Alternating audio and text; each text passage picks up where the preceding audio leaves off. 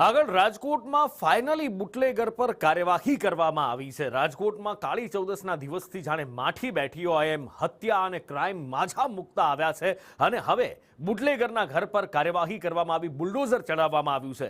રૂખડિયાપરામાં આ બુટલેગરના ઘરનું ડિમોલિશન કરવામાં આવ્યું છે। રાજેશ ઉર્ફ ડોનિયા પર મારામારી અને બીજા કેટલાય ગુના નોંધાયેલા હતા।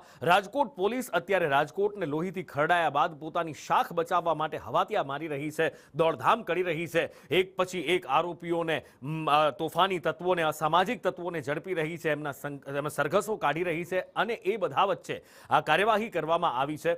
રાજેશ ઉર્ફે ડોનિયાના ઘર ઉપર બુલડોઝર ચલાવાયું છે।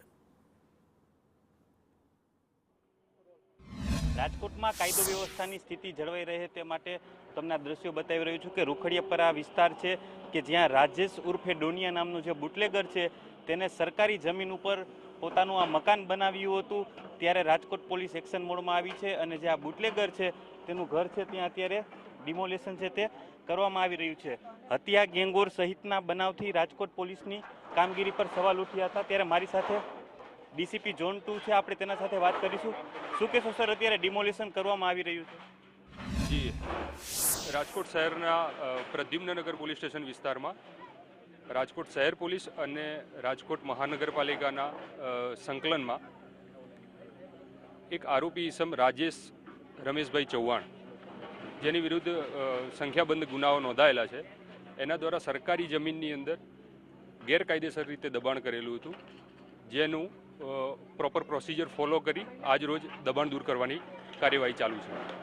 ચોક્કસ તમે દ્રશ્યોમાં જોઈ શકો છો કે રાજકોટ પોલીસે તેના દ્વારા અત્યારે આંખ છે તે લાલ કરવામાં આવી છે અને જે આ બુટલેગર છે તેના ઘર ઉપર ડિમોલેશન છે તે કરવામાં આવી રહ્યું છે। સરકારી જમીન ઉપર પોતાનું ઘર છે તે ખડકી દીધું હતું।